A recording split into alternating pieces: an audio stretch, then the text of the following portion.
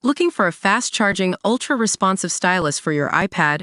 Meet the 2X Fast Charge Active Stylus Pen, designed for 2018 to 2025 Apple iPads. Take your creativity and productivity to the next level. Click the link in the video description to shop now on Amazon. Rachel Reeves slaps down Labor Minister, who compared disability benefits to pocket money. Chancellor Rachel Reeves has said a Labor Treasury Minister was clumsy when he compared benefits paid to people with disabilities to the pocket money he gives his children.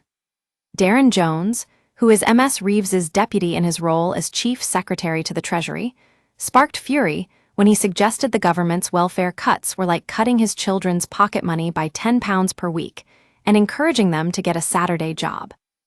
Ms. Reeves has now issued a public reprimand after being asked if he was right to make the comparison.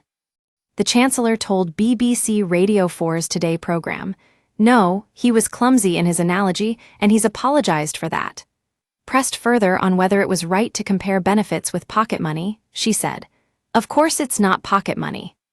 She added, "Far from seeing people lose money, we want people to be better off by having more support to get into work. And of course, you are less likely to be in poverty, less likely to struggle with the cost of living if you are in work, and especially if that work pays a decent wage." Don't miss, Rachel Reeves breaks silence after Trump slaps new tariff on UK cars latest. Nigel Farage reported to Watchdog as reform civil war erupts latest. Earlier in the week, Mr. Jones defended cuts to benefits for people with long-term illnesses or disabilities by suggesting it would encourage people to find work and could ultimately make them better off. He told BBC Politics Live, "My understanding is what the impact assessment doesn't account for is the benefit that you get from our additional money into support for training, skills, or work. Take, for example, if I said to my kids, I'm going to cut your pocket money by £10 per week, but you have to go and get a Saturday job. The impact assessment on that basis would say that my kids were down £10, irrespective of how much money they get from their Saturday job." Liberal Democrats called the comments incredibly insulting, and Mr. Jones has since apologized. Charities supporting people with disabilities have responded with fury to the benefit cuts, including those announced last week and the additional cuts that were included in the Chancellor's spring statement this week. James Taylor, Director of Strategy at Disability Equality Charity Scope, said, "The Chancellor confirmed a plan to massively cut disability benefits and as a result lower the living standards of disabled people, pushing more into poverty. It is obvious these cuts are simply about saving money and not by the moral desire to get more people into work.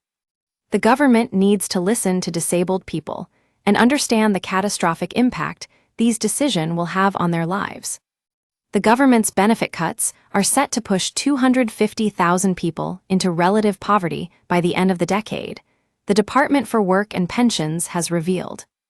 Don't miss, Labour MP demands foreign criminals be deported in swipe at ECHR latest. Another Labour minister slams Rachel Reeves for concert ticket freebie politics. Nigel Farage named most popular alternative to Keir Starmer as PM in poll news. We use your sign-up to provide content in ways you've consented to and to improve our understanding of you. This may include adverts from us and third parties based on our understanding. You can unsubscribe at any time. Read our privacy policy.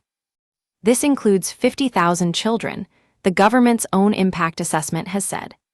John Sparks, OBE, Chief Executive of Learning Disability Charity MENCAP, said, "This impact assessment lifts the lid on the devastating impact of changes to PIP and universal credit that will plunge 350,000 people into relative poverty, including 50,000 children.